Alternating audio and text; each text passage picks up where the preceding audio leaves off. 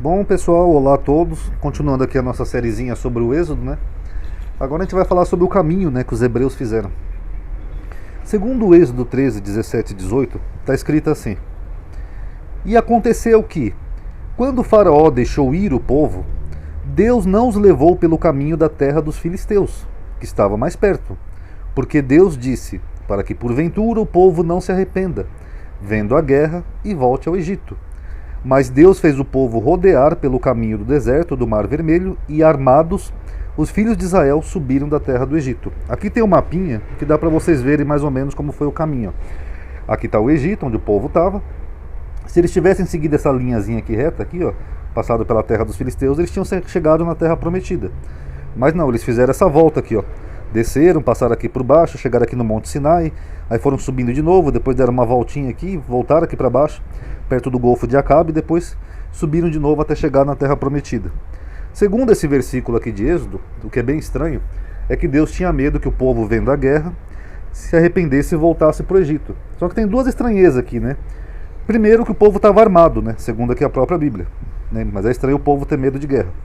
Segundo, que segundo a própria Bíblia, o próprio Deus ia tirar aquelas nações do caminho do povo de Israel. Que nem você vê aqui, ó. Porque eu lançarei fora as nações diante de ti. É Deus falando. E alargarei o teu território. Ninguém cobiçará a tua terra, quando subires para aparecer 3 vezes no ano diante do Senhor teu Deus. Então, se a gente pegar, por exemplo, o livro de Números, ou mesmo Josué, por exemplo, a gente vê que todas as nações que se opunham a Israel, Deus ia lá e exterminava. Por exemplo, Jericó. Jericó caiu os muros de Jericó. Edom. Deus tirou Edom do caminho e assim por diante. Agora, então por que esse Deus poderoso que estava tirando nações inteiras diante do caminho de Israel, por que ele ficou com medo aqui de uma suposta guerra que poderia assustar os israelitas? Não era só Deus tirar os filisteus do caminho? Então fica meio estranho isso daí, né? O segundo problema, pessoal, é que esse caminho mais longo é o seguinte: este caminho da fronteira do Egito até Gaza possui cerca de 150 milhas, ou 240 quilômetros. Seria como você, por exemplo, daqui de São Paulo até a metade do caminho do Rio. Acho que mais ou menos São José aproximadamente. De acordo com a Sarna, Exploring Êxodos, essa distância levaria apenas algumas semanas para eles percorrerem. Eles não precisariam ficar 40 anos errando no deserto. Talvez um mês para ser percorrida. Mesmo por um grande grupo de pessoas, incluindo seus rebanhos. Vários estudos confirmam isso. Deixa eu só fazer uma pausa aqui nessas semanas, porque quando eu falo daquela contradição de Mateus e Lucas, né, que a Sagrada Família foi para o Egito, mas segundo Lucas, a Sagrada Família estava em Jerusalém, circuncidando o menino no 8º dia, alguns evangélicos ou religiosos, eles falam que era possível Jesus ter ido para o Egito e depois voltado e ido para Jerusalém. Só que esse caminho, pessoal, é 240 quilômetros.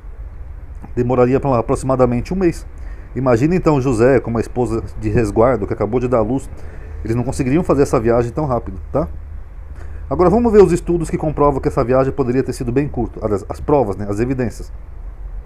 O exército do faraó egípcio Tutmoses III, ele cobriu essa distância em 10 dias. Har-El, um ex-pastor de rebanhos, sugere um valor menor do que 6 milhas dia ou 10 quilômetros por dia para evitar a exaustão do rebanho, resultando numa caminhada de 24 dias. Então, quer dizer, seria muito rápido. Hofmeier sugere que de 15 a 20 milhas, ou 24 a 32 quilômetros por dia, o que daria uma caminhada entre 7, 5 e 10 dias. Lembrando que aqui vai variando conforme o tanto que se anda por dia, tá? Com seus idosos, suas crianças e seus rebanhos não poderiam ter viajado mais do que 10 milhas por dia, ou 16 quilômetros por dia, porque tinha muito rebanho, criança, etc. O que daria 15 dias de viagem, segundo esse estudioso aqui, Prentice. Aí eles vão fazendo os cálculos. Estudado por Davis, um texto de Mari sugere que uma caravana poderia percorrer 22 milhas por dia, ou 35 quilômetros, ou seja, bem mais rápido, o que daria em torno de 7 dias a viagem. O Talmud sugere 10 parsangues, que seria aproximadamente 34 milhas ou 54 quilômetros por dia. Então, bem mais rápida essa sugestão do Talmud. Nesse ritmo, o caminho seria percorrido em até 5 dias. Sendo assim, menos de um mês seria o bastante para percorrer esse trajeto. Então não tem muito sentido essa narrativa, porque dessa volta toda, e a justificativa seria o medo de uma guerra. Agora vamos ver o comentário aqui do Ramban sobre isso. É fácil voltar pelo mesmo caminho para o Egito. Deus não deixou que fossem pela terra dos filisteus por ser próxima. Se arrependeriam e voltariam logo para o Egito. Segundo o meu conhecimento, se há esta possibilidade, Deus a previu com antecipação, e as Escrituras dizem que Deus não os deixou ir pelo caminho da terra dos filisteus, pois disse que ele é próximo, e o povo se arrependeria ao vislumbrar uma guerra próxima, já que os filisteus não deixariam passar por sua terra em paz. Assim voltariam ao Egito. Porém, pelo caminho do deserto, não precisariam temer batalha alguma, até a chegada às terras de Sihon e Og, reis amorreus, terra que foi dada a eles. Neste momento já estariam longe do Egito. A guerra contra Amaleque e Refidim não havia como voltar por causa dela, porque eles não atravessaram o território de Amaleque.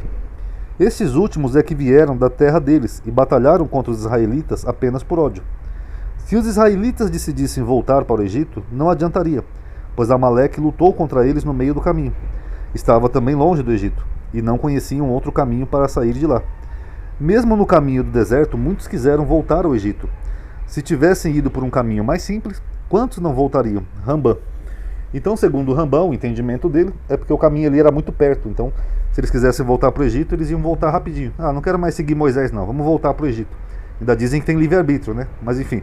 Então Deus faz eles percorrer um caminho mais longe, porque mesmo se eles vissem uma guerra ou alguma coisa e quisessem voltar para o Egito, eles estariam muito longe do Egito, tá bom? Então analise aí, tire suas conclusões. Quem puder dar um like aí no vídeo, que vai ajudar a aumentar o alcance, tá? Atividade. Paz a todos.